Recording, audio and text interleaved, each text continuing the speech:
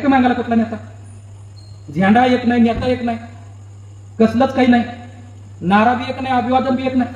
कुठं जय लवजी म्हणतात, कुठं जय अण्णा म्हणतात, आणि कुठं तरी आता जय भीम सुरू केलं.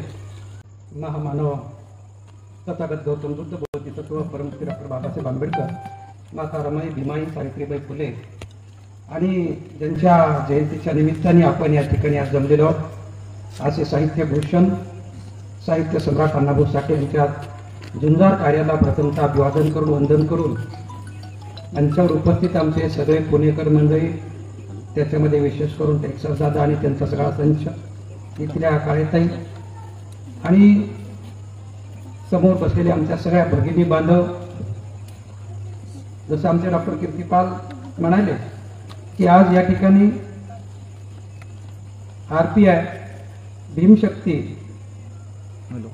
लसा कमचे, लघुजी साळवे कर्मचारी कल्याण महासंघाचे कार्यकर्ते तथा या संघटनेचे फाउंडर नरसिंह गोडके गुरुजी, त्यांची टीम आणि या दोन्ही समाज घटकाच्या मध्ये आम्ही सत्यशोधक समाज महासंघाच्या माध्यमातून महातन चर्मकार OBC चलो बुद्ध की ओर असं अभियान घेऊन निघालेला सत्यशोधक समाज महासंघ अशा पद्धतीचा एक अत्यंत चांगला एक योगायोग या ठिकाणी जुळून आलेला आहे. त्याच्यामध्ये प्रबुद्ध रंगभूमी सुद्धा पुण्याहून आपल्यामध्ये सामील झाली. मी आकाशचं आणि इथल्या सगळ्या आयोजकांचं मनापासून कौतुक करेन, धन्यवाद देईन. एक चांगला योग आपण या ठिकाणी जुळवून आणलेला. महाराष्ट्रातल्या लोकांना तुम्ही विचार करायला भाग पाडलेला, त्याचं काही प्रश्नाचं उत्तर तुम्ही दिलेलं आहे. ते असं आहे दाडेराव सर की बऱ्याच ठिकाणी मांग म्हणतात, मातंग समाजाचे आमचे लोक म्हणतात, मग ते लोक कुठं अण्णाभाऊची जयंती साजरी करतात? बरोबर आहे का? आता मी त्यांना खाजगीत म्हणतोय, खाजगीत त्यांनी का बरं अण्णाभाऊची जयंती करायची? त्यांना राजमार्ग सापडला, बुद्ध सापडला, बाबासाहेब सापडल्यानंतर ते वापस पाठीमागे यावं असं तुम्हाला का वाटतंय? तुम्ही पुढं पुढं चला ना. तुम्ही अण्णाभाऊला घेतलं, अण्णाभाऊची जयंती केली, मग तुम्ही बाबासाहेब समजून घ्या, नंतर बुद्ध समजून घ्या. आता ज्यांनी बुद्ध समजून घेण्याचा प्रयत्न करत आहे त्या लोकांना तुम्ही पाठीमागं म्हणतात, मग ते कुठं अण्णाभाऊची जयंती साजरी करतात? पण तुम्ही आज दाखवून दिलेलं या ठिकाणी या माध्यमातून की नाही, आम्ही अण्णाभाऊची जयंती साजरी करू शकतो. एक वेगळे पण. आणि काय झालंय, आपण सगळ्यांनीच महापुरुष वाटून घेतले. तो इथल्या व्यवस्थेने जातनिहाय नेता, त्याचा झेंडा, त्याचा कार्यक्रम, हे सगळं त्याच्या अभिवादनापासून हे सगळं वाटून दिले, वाटून प्रत्येकाला सातत्यानं. आता गोडके गुरुजी आणि मगाशी आम्ही बोललो, चर्चा केली आम्ही की या ठिकाणी आपल्या महाराष्ट्रामध्ये किमान 2 जाती या लढव आहेत, मातंग आणि भाऊ. बरोबर आहे, त्या लढव आहे. पण इथल्या मातंगाच्या कानात काय सांगितलं? तुमचं सगळं लुटलंय बरं का हे नाही. गोडके गुरुजी म्हणत होते किंवा मातंग समाज अभ्यास आयोगाची जी काही आकडेवारी आलेली आहे त्याच्यामध्ये याच्या काही सवलती आहे प्रशासकीय सेवेतल्या, विशेष करून आणि आमदार खासदारकीच्या सुद्धा, पॉलिटिकल सुद्धा, राजकीय सुद्धा जो बेनिफिट आहे त्याची जर आपण तुलना केली तर लोकसंख्येच्या प्रमाणामध्ये आमच्या चर्मकार बांधवाला त्या सवलती जास्त मिळालेल्या आहेत. ते आमचे बांधवच आहे. ढोर समाज बांधवाला त्या सवलती जास्त मिळालेल्या आहेत. म्हणजे नंबर 1 ला आमच्या चर्मकार बांधवाला आणि ढोर समाज बांधवांना त्यांच्या लोकसंख्येच्या प्रमाणामध्ये ऍडमिनिस्ट्रेटिव्ह आणि प्रशासकीय सगळ्या क्षेत्रामध्ये नोकऱ्या मिळालेल्या आहे. ही परिस्थिती असताना आमच्या मातंगाच्या कानात सांगितलं जातंय, अरे तुमचं सगळं इकडे हेनीच लुटलं, मग तिकडं माग असा फुगतो, आमचं सगळं हेनी घेतलं म्हणून. अशा पद्धतीनं या 2 लढाऊ जमातीमध्ये, 2 लढाऊ घटकामध्ये या ठिकाणी एक प्रकारचा संघर्ष निर्माण करण्यात इथली व्यवस्था यशस्वी ठरलेली आहे. कारण या 2 लढाऊ जमाती आहेत आणि यांना मग एकत्र केलं तर आपलं काही खरं नाही. आणि म्हणून यांना या पद्धतीने यांच्या कानामध्ये विष ओतून, खरं म्हणजे मी काही ठिकाणी लई ठिकाणी म्हणतो, मग तुम्हाला कोण शिकू नका म्हणलो बेटा, नो तुम्हाला कोण शिकू नका म्हणाल, अरे तुमचं तर तोंड लय शुभ होतं ना, बेट मागन फिट पांग, बरोबर आहे का? आणि महाराजचं तोंड तर बघायचं नको म्हणत होते लोक, ते लय अशुभ तोंड होतं. आणि तुमचं सकाळी उठल्या उठल्या तोंड शुभ असल्यामुळं बाबा बाबा बाबा मागीन भेटली. काय सकाळी सकाळी मागणीचं तोंड बघायला भेटलं, मागीन फुगली आणि शेणकाळीत बसली ग्रामीण भागात. अरे तुम्हाला इथली व्यवस्था, तुमचं तोंड शुभ आहे म्हणाली, तुम्हाला कोणी नोकऱ्याला अडवलं होतं, पण तुम्ही शिकले नाही. आमचे सुकुमार कांबळेचे म्हणतात ना, महार समाज बांधवांनी देव फेकून दिले आणि मांग्यांनी ते अडवून घरात नेले. बरोबर आहे का? म्हणजे सुकुमार कांबळेनं काय सांगायचं की आपली हलकी अडकली, कोणतरी सांगायचं ना. आमचा एक माजी आमदार सांगायचे बघा, म्हणजे धर्मांतराची रेल निघाली, सगळे आमचे बांधव महार बांधव निघाले आणि मांगाची हलकी अडकली, मांग तसंच महागारी, असं गमतीनं सांगायचं. सांगायचं आमच्या गुंडिले साहेब सांगायचे विशेष करून. तर मी सगळ्या ठिकाणी हे सांगतोय, आम्ही हे सांगत आहोत की हे जे विष पेरलेलं आहे, जो समाज जागृत झाला बाबासाहेबांच्या प्रेरणेने, जो शिकला, 56ला मळक्या धोत्रामध्ये भाकरी बांधून जे लोक गेले, तिकडे दीक्षा ज्यांनी घेतली, ते पोरं शिकवायला लागले, ते प्रगतीत पुढे गेले, रिझर्वेशन लागू झालं आणि तोंड बघायचं नसताना सुद्धा नाविलाज असतो रिझर्वेशन भरावं लागलं एसटीचं. बरोबर आहे का? काही लय तुम्हाला सुकानं लावलेत का नोकऱ्या? तुमच्यापेक्षा दुसरे लय शोधित होते. तिथं चर्मकार बांधव सापडले बऱ्यापैकी, आणि म्हणून चर्मकार बांधवाची जी काय 19% जी आहे, मग ती राजकारणातली असू देत किंवा नोकऱ्यातली असू देत, ती टक्केवारी मातंग आणि बौद्धाच्या तुलनेमध्ये पुढची आहे. हे गोडके गुरुजी आम्ही वाटणी सांगत होतो, पण इकडं अशा पद्धतीने भांडणं लावण्याचं काम केलं. काल मला एका ठिकाणी 65 वर्षाचा आमचा एक जुना कार्यकर्ता मातंग समाजाचा, मी जयंतीला असताना माझ्याकडे बघू बघू ते म्हणायला लागले भाषणात, आम्हाला एक कळत नाही म्हणायला लागली का अण्णाभाऊ काँग्रेसवादी होते का आंबेडकरवादी होते. जुना कार्यकर्ता, खूप दिवसापासून भाषण करत, त्या काळामध्ये कोणी भाषण करणार नव्हतं, मग हे होते. आणि 65-70चं वय असेल आता, सिनियर पर्सन, आणि माझ्याकडे बघू बघू म्हणायला लागले की अण्णाभाऊ आता राहुलजी तुम्हीच म्हणलात ना, अण्णाभाऊ कॉम्रेड आणि आंबेडकरवादी वगैरे. आणि नंतरच्या टप्प्यात जुना कार्यकर्ता, चांगला वेल नोन फेमस कार्यकर्ता त्या परिसरातला, काल मी त्या जयंतीचा प्रमुख वक्ता म्हणून होतो, आणि ते माझ्याकडे बघून म्हणाले की अण्णाभाऊ कॉम्रेडवादी होते का आंबेडकरवादी होते. काय लोकांना बोला आंबेडकरवादी म्हणते तर काही लोकांना बोला कॉम्रेडवादी म्हणते, हे भांडणच नेमकं काय ते, आणि आम्हाला काही कळणार. मान्यवरांनी या ठिकाणी सांगावं. ते बोलत होते, मी उठलो नंतर, त्याच्यानंतर मी उठलो आणि सांगितलं अण्णाभाऊ मार्क्सवादी होते का अण्णाभाऊ कॉम्रेडवादी होते, त्याच्यापेक्षा अण्णाभाऊ हे मानवतावादी होते. अण्णाभाऊच्या साहित्यातला जो संदेश आहे, आजकाल म्हणजे आकाशने हा विषय ठेवलेला आहे की अण्णाभाऊ हे कसं, बहुजनाच्या बाबतीमध्ये अण्णाभाऊचे काय भूमिका राहिलेली आहे, की बहुजनाचं चित्रीकरण अण्णाभाऊच्या साहित्यातून काय काय दिसतंय. खरं म्हणजे मी मागा सांगितलंय की अण्णाभाऊ असतील किंवा रविदास असतील किंवा अहिल्यादेवी होळकर असतील, आपण सगळ्यांनी या महापुरुषांच्या वाटण्या करून घेतल्या. हो, हे धर तुला, हे नेते, हे तुला कसला झेंडा, मागाला तर कुठला झेंडा नाही. म्हणजे काही ठिकाणी पिवळा झेंडा आहे, राहुल इकडे पुण्याकडे रिझर्वेशनचा मोर्चा काढायचा गोडके गुरुजी, वेगळ्या आरक्षणाचा, पण निळा झेंडा दिसला नाही पाहिजे, बाबासाहेबांचा फोटो बी नाही दिसला पाहिजे. घडलंय का नाही असं? पुण्यात घडलंय का नाही? अबकडाच्या मोर्चामध्ये बाबासाहेबाचा फोटो काय रुततोय का? काय त्रास करतो कुठं का? कळ आणतो पोटामध्ये, बरोबर आहे का? नाही, निळा झेंडा नको आणि बाबासाहेबांचा फोटो नको. कुठं घेऊन चाललोत आपण सगळे? कोण्या दिशेनं जात आहोत आपण? अरे रिझर्वेशन नावाला आता शिल्लकच राहत नाही. आपला स्क्रीन बहिर्वक्र भिंगातून आता बघावं लागेल काही काळाने कुठं शिल्लक राहिले ते.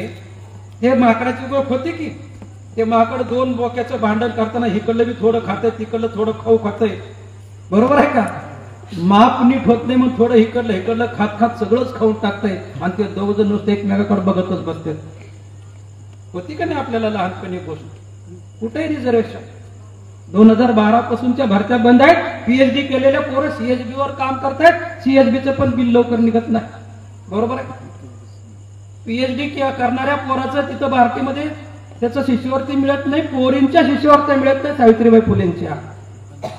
हा सगळाच निधी लाडक्या बहिणीनं खाऊन टाकला, बरोबर आहे का? पण परत मी गोडके गुरुजीला मागा बोललो हळूच. गुरुजी म्हणले हे हॉस्टेल हंडोरे साहेबांनी दिले बर का. मी म्हणलो बौद्ध माणूस कोणी बी पक्षात जाऊ त्याची नजर घारीसारखी पिलाकडे असते. त्यांनी अहो ते बीजेपी जाओ नाहीतर ते शिवसेनेत जाओ. दाडेराव सर बौद्धाचा कार्यकर्ता, अहो आठवले साहेबांनी रॉकेलच्या एजन्सीच्या गावोगाव कार्यकर्ते हुडकून दिले होते. हो आमच्या महांगाला दिल्यात, लातूरमध्ये हुडकून दिल्यात का नाही? आठवले साहेबांनी महांगाच्या कार्यकर्त्याला एजन्सी दिल्यात रॉकेलच्या लातूरमध्ये. म्हणजे कार्यकर्ता त्यांचा असेल, म्हणजे बौद्धाचा कार्यकर्ता कोण्या जरी पक्षात गेला तरी त्याची नजर घारीसारखी पिलाकडे असते. मग त्याने त्याचा निधी बौद्ध विहाराला आणेल, बरोबर आहे? आठवले साहेबांचं विहार आहे म्हणे बघा, बौद्ध विहाराला निधी आणेल, कार्यकर्त्याला हुडकून काही योजना देईल. मी त्यांना म्हणालो येत आहेत बसलेले मंचावर 10 मिनिटापूर्वी म्हणलो मी तुमच्या ढोबळेनं काय केलं मग?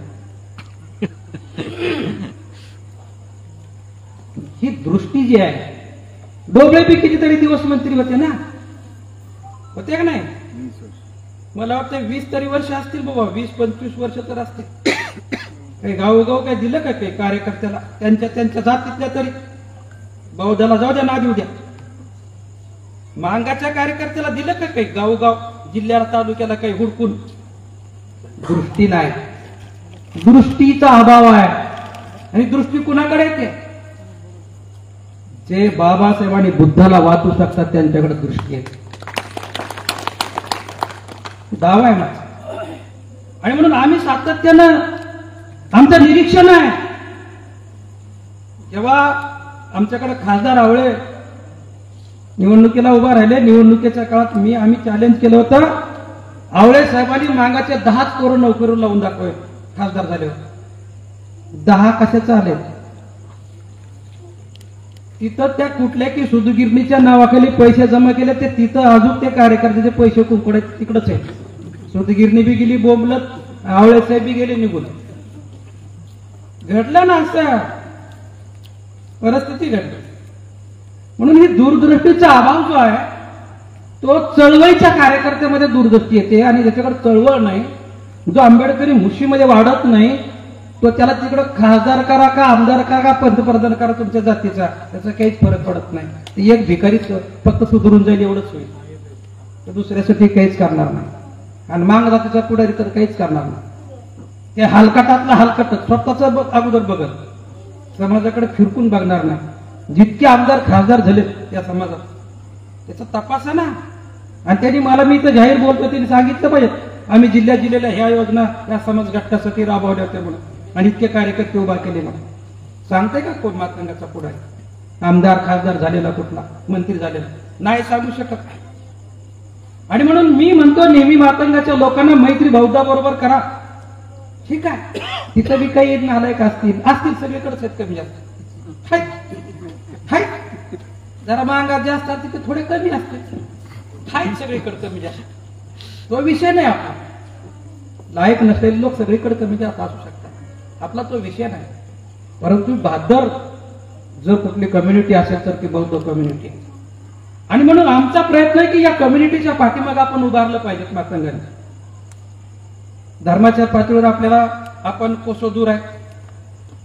आपल्याकडे चळवळी नाही, झेंडे नाहीत, नेते नाहीत. आहे का मांगाला कुठला नेता? झेंडा एक नाही, नेता एक नाही, कसलंच काही नाही. नारा बी एक नाही, अभिवादन बी एक नाही. कुठं जय लवजी म्हणतात, कुठं जय अण्णा म्हणतात, आणि कुठं तरी आता जय भीम सुरू केलं. थोडं थोडं ज्या आमचे जिय दादा कांबळे म्हणायचे, ज्या समाजाची प्रेरणा बुद्ध आणि बाबासाहेब आहे तो समाज जगात सगळ्यात पुढे आहे. जगात. अहो उत्तर प्रदेशमध्ये कोण पुढे आहेत बघा ना. कोण आहे उत्तर प्रदेशमध्ये पुढं? चमा. बरोबर आहे का राहुलजी? उत्तर प्रदेशच्या बेल्टमध्ये कोण पुढारलेला आहे? चमार बांधव पुढा आहे. पासवान आहे काही ठिकाणी वाल्मिकी आहे, इकडे माला आहे आपल्या आंध्राकडं.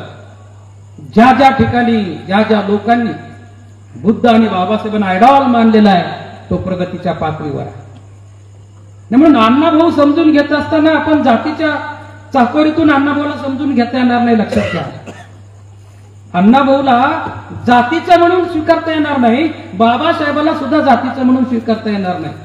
हे आपल्या सगळ्या बहुजनांचे आयडॉल आहेत. अण्णाभाऊ बहुजनांचे आयडॉल आहे, बाबासाहेब बहुजनांचे आयडॉल आहे, कबीर, फुले, बुद्ध हे सगळे बहुजनांचे आयडॉल आहेत. परंतु धर्मव्यवस्थेने मात्र इथं प्रत्येक जातीला एक नेता देऊन त्या जातीपासून फोडण्याचं काम या ठिकाणी केलेलं आहे. आपण सजग असण्याची गरज, आपण जागरूक असण्याची गरज. आमचं काही रिझर्वेशनला कडाला काही विरोध नाही, पण ज्या पद्धतीने तुमच्या मांडण्या आहेत फूट पाडणाऱ्या, त्या मांडणीला आमचा विरोध आहे. ती मांडणी आम्हाला पसंत नाही. खुशाल मागा ना, मागण्यासाठी काय, आपण मागत तरीच आहेत पहिलेच. बरोबर आहे का? मागायला काय अडचण आहे? डिमांड करने वाले लोग कमांड में आ सकते हैं क्या? आपलं मागायचंच काम आहे ना पहिल्यापासून. मागा ना, आमचं त्याच्याबद्दल बी दुमत, पण त्याच्यामध्ये विथ प्रॉपर वे ते झालं पाहिजे. मी म्हणलो हेच मोर्चे तुम्हाला निळे झेंडे लावून केले तर काय होईल? नाही म्हणून आपली वेगळी आयडेंटिटी झाली पाहिजे. काय होणार आहे वेगळी आयडेंटिटी? हो, एका जातीनं क्रांती होती काय? महार समाजाच्या तरी जातीनं क्रांती होती काय?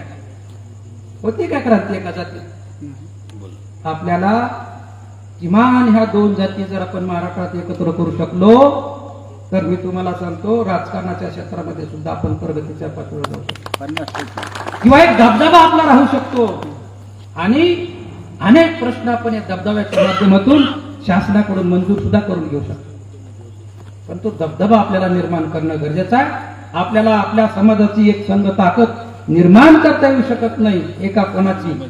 तेव्हा आपल्याला आशा आली आणि किमान या दोन जाती आपण एकत्र केल्या पाहिजेत. जाता जाता मी 1964च्या सुमारास शेवटच्या 10 मिनिटांमध्ये अण्णाभाऊच्या बाबतीमध्ये सांगत असताना मागाशीच मी म्हणालो की अण्णाभाऊ हे मानवतावादी होते.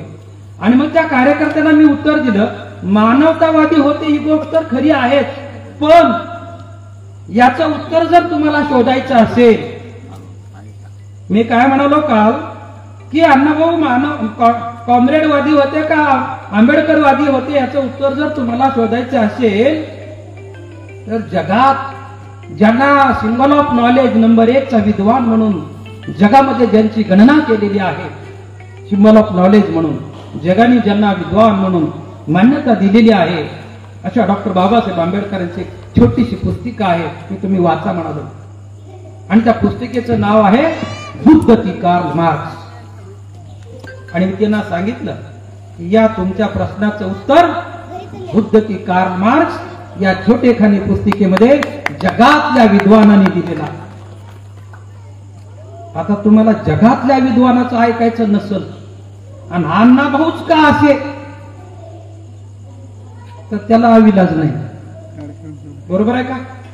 जगातल्या विद्वानाचं ऐकावं लागलं ना, त्यांनी त्याच्यावर संशोधन केलं ना, जगाने मान्यता दिली ना सिंबल ऑफ नॉलेज म्हणून, त्याच्यावर त्यांनी अभ्यासपूर्ण मांडणी करून सांगितलं ना या भारताला बुद्ध का कार्ल मार्क्स पैकी कोणाची गरज आहे. हे मी त्यांना काल सांगितलं, तेव्हा त्यांनी मान हलवली. मला ती छोटी पुस्तिका वाचा, तुमचं आता 70 वर्ष आहे, अनेक ठिकाणी तुम्ही भाषण करीत फिरला, छोटी पुस्तिका वाचा. ठीक आहे, मुक्ता साळवीने त्यावेळेस आम्हाला प्रश्न विचारला होता की आमचा धर्म कोणता. मग आता मी काय पण तेच म्हणत बसायचं का? मुक्ता साळवे म्हणले आमचा धर्म कोणता म्हणून दिलं ना 56ला बाबासाहेबांनी उत्तर, आमचा धर्म कोणता.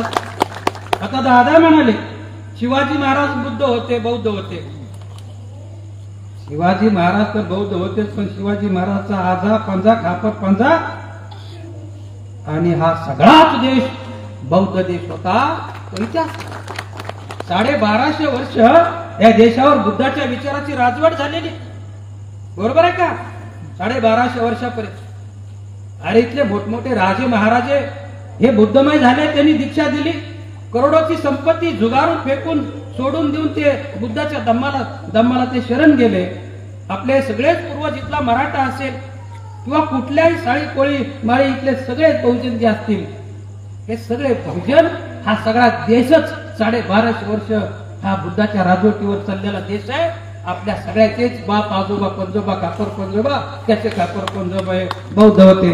त्याच्यामुळं आम्ही मातांगांना बुद्ध व्हा म्हणतो, ते लोक बुद्ध किंवा म्हणतो. अरे आपण पहिलेच बौद्ध होतो. मधल्या काळामध्ये याच्यामध्ये आपल्या सगळ्या समाज घटकामध्ये फूट पाडण्याचा प्रयत्न केला आणि म्हणून जातीची अस्मिता शोधत बसण्यापेक्षा मी सगळीकडे सांगतोय, विचाराची आणि सिद्धांताची अस्मिता आपण शोधली पाहिजे. जाता जाता मी आपल्याला अण्णाभाऊच्या 1964 मध्ये अण्णाभाऊनी काय कथन केलं, तसे अण्णाभाऊच्या सगळ्या ज्या काही कथा आहेत सगळे अण्णाभाऊचे नायक आहेत. हे अण्णाभाऊचे नायक पलमटे सर, फकीरा जर सोडला किंवा निळू मांग जर सोडला तर अण्णाभाऊचे सगळे नायक बहुजनातले आहेत. हे सगळ्यापैकी ह्याला बी घेतले, बरोबर आहे. अण्णाभाऊने आपल्या साहित्यामध्ये डोंबारी समाजाची बिलवरी पासून कुलकार म्हणजे ब्राह्मण समाजातल्या विष्णुपंत कुलकर्ण्यापर्यंत आणि यंकू सारखा माकडवाला इथपासून प्रत्येक जातीतले नायक अण्णाभाऊंनी उभा केलेले आहे. आणि म्हणून अण्णाभाऊ हे बहुजनांच्या साहित्यात बहुजनांचं जे काही प्रतिबिंब आहे, बहुजनांचं जे जीवन आहे, हे सगळ्या बहुजनांच्या जाती जमाती जे आहे यांचं प्रतिनिधित्व अण्णाभाऊच्या नायक करताना आपला दिसतात. आणि हे सगळं प्रतिनिधित्व करत असताना स्त्रियांच्या बाबतीमध्ये अण्णाभाऊंनी ज्या कणखर स्त्रिया उभा केलेल्या आहेत, अन्यायाच्या विरोधामध्ये उभा करणाऱ्या स्त्रिया उभा केलेल्या आहेत, त्याच्यामध्ये विशेष करून आपण चंदनला जर बघितलं, शेवटच्या 10 मिनिटात सांगतो की चंदन ही पोट भरण्यासाठी तिच्या नवऱ्याला जगूला घेऊन ती मुंबईला जाते आणि त्या ठिकाणी चंदनचा नवरा जगू जो आहे तो खाणीच्या पोटामध्ये त्याचा मृत्यू होतो. त्यानंतर चंदन आपला छोटा राजा नावाच्या मुलाला घेऊन काबाड कष्ट उपसते आणि एका कारखान्यामध्ये दयाराम हा या चंदनवर वाकडी नजर ठेवून तिला भ्रष्ट करण्याचा प्रयत्न करतो. तेव्हा चंदन त्याच्यावर ऍसिड फेकते, दयारामवर ऍसिड फेकते आणि चंदनला त्याच्यामध्ये 2 वर्षाची सजा होते. या ठिकाणी ही जी चंदन अण्णाभाऊंनी दाखवलेली आहे, चंदन या ठिकाणी जी उभा केलेली आहे, ही चंदन काही कोणी एका समाजाची नाही, तर ती तमाम ज्या उपेक्षितांच्या स्त्रिया आहेत तिचं नायकत्व करणारी ती चंदन अण्णाभाऊ उभा करतात. की काम करत कष्ट काम करणाऱ्या उपेक्षित समाज घटकातल्या स्त्रीच्या वाट्याला काय जीवन येऊ शकतंय. आणि त्याच्यामध्ये चंदन सारखी एक नायिका कशा पद्धतीनं लढा आणि संघर्ष देते इथल्या व्यवस्थेशी आणि आपल्या छोट्या राजा नावाच्या मुलाचं संगोपन करते. आणि ते करत असताना इथली व्यवस्था तिचे लचके तोडण्याचा कसा प्रयत्न करते आणि त्याच्यामध्ये ती कशा पद्धतीनं त्याला फेस करते याचं चित्रण अण्णाभाऊ करत असताना ही चंदन काही कोणी एका जातीची चंदन नाही. ही तमाम उपेक्षितांच्या वर्ग म्हणजे कामगाराच्या आणि उपेक्षितांच्या मध्ये काम करणारी ही चंदन महिला आमच्या कुठल्याही घटकातली असू शकते. त्या एका लढाऊ आणि काम करणाऱ्या कष्टकरी महिलेचं अण्णाभाऊ त्या ठिकाणी चित्रण करतात. अशा पद्धतीनं वेळ संपत आला, परंतु मी तुम्हाला 1964 माकडीचा माळ ही शेवटच्या 2-3 मिनिटात सांगतो की अण्णाभाऊची काय दृष्टी होती. तसे खूप उदाहरणं देता येतील.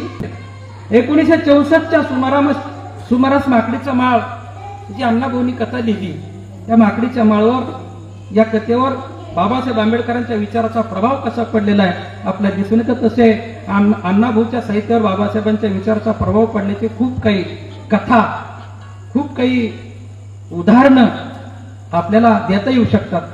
वेळाभावी आपण ते देणार नाही, परंतु त्या सगळ्यामध्ये मला माकडीच्या माळमध्ये जे काही कथानक अण्णाभाऊ उभा करतात ते या ठिकाणी सांगणं महत्वाचं वाटतंय. 5 ते 7 मिनिटामध्ये ते मी आपल्याला सांगून रिकामा होणार, कारण आमच्या नेत्यांना पुण्याला जायची मला कल्पना, लांब जायचं आणि मी सुद्धा वेळ नाही घेतला पाहिजे. पण मी शेवटच्या 5-7 मिनिटांमध्ये ती सांगतो की पारगावला भरपूर चांगली सुगी आली. पारगावमध्ये धनधान्याने पीक जोमात आले आणि सुगी चांगली होणार आहे म्हणून पारगावच्या माळावर दरवेशी, डोंबारी, फाशेपारदी, गारुडी, मांगारुडी, पुंगीवाले, शिकलकार, डोंबारी, माकड नाचवे, माकडवाले अशा सगळ्या पारद्यापासून सगळ्या जमातीचे लोक पाला ठोकून राहतात पारगावच्या माळावर. त्याच्यामध्ये यंकू हा माकडवाला आहे आणि यंकूची दुर्गा नावाची एक मुलगी आहे. त्या मुलीची आई लवकरच वारते आणि छोट्या मुलीचा सांभाळ करत करत यंकू माकडवाला त्या दुर्गा नावाच्या मुलीला मोठं करतो. दुर्गा तरुण होते, मोठी होते दुर्गा, अत्यंत देखणी. तिचं वर्णन अण्णाभाऊ करतात त्या दुर्गाचं, यंकूच्या मुलीचं. आणि त्याच टायमाला त्याच्याच बाजूच्या पालामध्ये असलेला पाऱ्या डोंबारी, त्याचं कुत्र पिसाळलंय आणि पिसाळलेलं कुत्र मारण्यासाठी सगळं पारगावचं गाव धावतंय पिसाळलेलं कुत्र मारण्यासाठी. पण ते कुत्र सापडत नाही आणि हा यंकू माकडवाला त्या कुत्र्याला एका धनक्यात आडवा करतो आणि कुत्र मारून टाकतो पाऱ्याचं. पाऱ्या डोंबारी आहे, यंकू माकडवाला आहे. पाऱ्या डोंबारी म्हणतो, गावानं मारू दे माझं कुत्र मेलं असतं तर तू का मारलं सांग. काय म्हणते पाऱ्या? पाऱ्या म्हणतो, गावानं मारू दे रे, गाव मारायला निघालो तो मला माहिती आहे ते सांगू नको, पण तू का मारलं सांग, दंड दी मला. यंकू माकडवाला म्हणतो, तुझं पिसाळलेलं कुत्र होतं, सगळं गाव मारायला लागलं होतं, गावाला सापडत नव्हतं म्हणून मी मारलं, काय गुन्हा केला. आणि ह्यानं काय म्हणते, गावानं मारू दे पण तू का मारलं सांग, मला दंड दे. आणि यंकू माकडवाला दंड देत नाही. त्याच्यामध्ये पाऱ्याचा युगो दुखावतो. लोकांना मारलं तर मारू जात गावानं, हे ना का माझं कुत्र मारलं पिसाळलेलं. याच्यामुळं यंकू आणि पाऱ्यामध्ये एक संघर्ष पेटतो. आता याचा बदला घ्यायचा म्हणून हा पाऱ्या डोंबारी आणि यंकू माकडवाला, हा पाऱ्या गावातल्या रंगराव आणि विलासरावला त्यांच्याशी भेटतो. रंगराव आणि विलासराव हे इनामदार आहेत, ब्राह्मणी व्यवस्थेचे प्रतीक आहेत. हे त्यांच्याशी सलगी करतो, त्यांच्याशी चमचेगिरी करतो, त्यांच्याशी मैत्री करतो. त्याची मैत्री कोण करणार आहे, पण त्यांची सलगी करतो, चमचेगिरी करतो, बाटगिरी करतो. आणि त्याच्या नादाने मग हे रंगराव आणि विलासराव हे पालावर यायला लागतात आणि ते त्या तरुण असलेल्या यंकूच्या त्या मुलीकडं, दुर्गाकडे ते लक्ष ठेवून राहतात. याच्यामध्ये हा पाऱ्या यांच्याकडून पैसे घेऊन सगळी माहिती पुरवतो. हा नेमका यंकू कामाला कधी गेला, कुठं गेला याची सगळी डिटेल्स देतो आणि ते दोघ जण या मुलीला पळवून नेऊन तिच्यावर अतिप्रसंग करण्याचा प्रयत्न करतात, त्याच्यातून ती सुटून बाहेर येते वगैरे. या संघर्षामध्ये अण्णाभाऊ असं सांगतात, अण्णाभाऊ असं दाखवून देतात की या सगळ्याच उपेक्षित जाती जमाती, पोटासाठी काबाड कष्ट करणाऱ्या जातीमध्ये आपसातले मतभेद किंवा भांडण असण्याचं मोठं कुठलंच कारण नाही. आपापसातले मतभेदाला किंवा भांडणाला मोठं कुठलं कारण नाही. परंतु यांच्यातल्याच एकाला हाताशी धरून रंगराव आणि विलासराव सारखे लोक यांच्यातल्याच एका भगिनीच्या पाठीमागे लागतात आणि त्याला भ्रष्ट करण्याचा प्रयत्न करतात आणि आमच्यातलाच एक माणूस त्यांना सहकार्य करण्याचा प्रयत्न करतो. हा जो काही संघर्ष अण्णाभाऊंनी त्या ठिकाणी मांडलेला आहे, तो मला वाटतं आजच्या सुद्धा काळामध्ये तो संघर्ष जिवंत आहे. आज सुद्धा याच्यापेक्षा वेगळी परिस्थिती आहे असं वाटत नाही. आपल्याच लोकांना हाताशी धरलं जात आहे, बारीक सारीक गोष्टीवरून त्यांच्यामध्ये भांडणं पेटवली जातात. त्याचा बेनिफिट करण्याचा, बेनिफिट घेण्याचा प्रयत्न ती ब्राह्मणी व्यवस्था करते. अर्थात हे करत असताना एक दिवशी हे रंगराव आणि विलासराव या पाऱ्याचा सुद्धा एक पाय कापून टाकतात. म्हणजे ते कोणाला सोडत नाही. ते जसं यंकुला सोडत नाही, दुर्गाला सोडत नाहीत, तसं जेव्हा मोका सापडल तेव्हा त्या पाऱ्याला सुद्धा सोडत नाहीत. त्यांना वाटतं की पाऱ्यानं चाडी लावली आमच्याबद्दल आणि इथं चोर येणार, हे होणार, हे तर कसं काय कळालं त्या संघर्षामध्ये आम्ही येणार आहेत म्हणून वगैरे. म्हणजे एक दिवशी याच्यावर संशय घेऊन याचा पण पाय काढून टाकतात. अण्णाभाऊ याच्यामध्ये हे सांगण्याचा प्रयत्न करतात की या आदिम जमातीमध्ये अत्यंत क्षुल्लक कारणावरून भांडणं आहेत, परंतु त्याचा बेनिफिट मात्र इथली ब्राह्मणी व्यवस्था घेते, याच्यापासून आपण सावध राहिले पाहिजेत. असे काही मोठे कारण भांडण्यासाठी नसतात हे अण्णाभाऊ त्या ठिकाणी सांगतात. आणि त्या कथेचा शेवट असा करतात की येमू नावाचा, येमू हा त्याच जात घटकातला माकड नाचव्यामधलाच येमू, हा माकड नाचव्यात जमातीतलाच येमू जातीतला, त्याच्याबरोबर या दुर्गाचं लग्न ठरतंय. पण ह्या येमूचा बाप म्हणतो की दुर्गा आता भ्रष्ट झालेली आहे, तिच्याबरोबर आपलं लग्न करायचं नाही.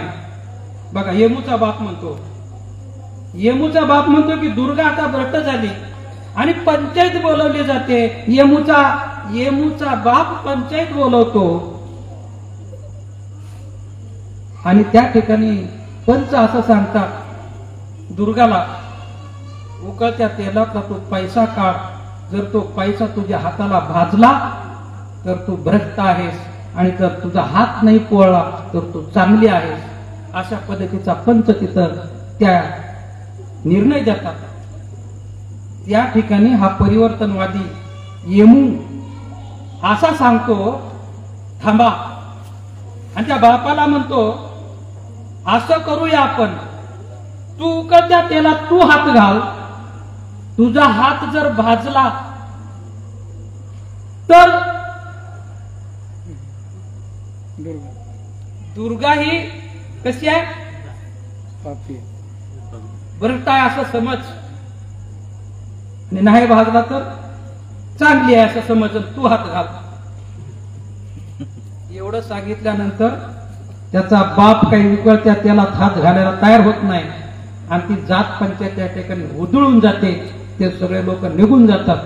अशा पद्धतीनं अंधश्रद्धेच्या बाबतीमध्ये सुद्धा एक परिवर्तनाचा संदेश देणारी ही माकडीचा माळ नावाची कथा अत्यंत रंजक आणि सुंदर आहे. अशा खूप काही कथा अण्णाभाऊच्या आपल्याला सांगता येऊ शकतात. अनेक कथा आहेत आणि त्या सगळ्याच कथा एक तर अंधश्रद्धेपासून मुक्त व्हा म्हणून, दारूच्या व्यसनापासून मुक्त व्हा म्हणून, प्रायश्चित्त नावाची दारूच्या व्यसनावर, म्हणजे दारूच्या व्यसनानं आपलं काय वाटलं झालेलं आहे, किती काय काय होते, त्याचे दुष्परिणाम काय, इथपासून त्या स्त्रियांच्या शोषणासाठी धावून जाणार नायक सत्यबा. हा सत्यबा मराठ्याचा आहे. आमच्या महार समाज बांधवाची सई चौगुल्याच्या शेताची कुपाटी सईनं तोडली, मोडली, आणि तो चौगुला भर दुपारी आमच्या सईच्या पोटामध्ये लाथा घालतो. तेव्हा सत्तू भोसले तो बघतो आणि सत्तू भोसले त्याला दणक्यात कुऱ्हाडीनं आडवा करतो. सत्तू भोसलेची आणि त्या चौगुल्याची जात एक असली तरी तो त्या, भले ती महार समाजाची भगिनी असेल पण तिच्या आबरूसाठी तो पुढे येणारा नायक, हे हा नायक अण्णाभाऊ उभा करतो. असे अनेक नायक अण्णाभाऊने उभा केलेले. या आजच्या प्रसंगाच्या निमित्ताने तुम्ही अत्यंत सुंदर कार्यक्रम घेतला.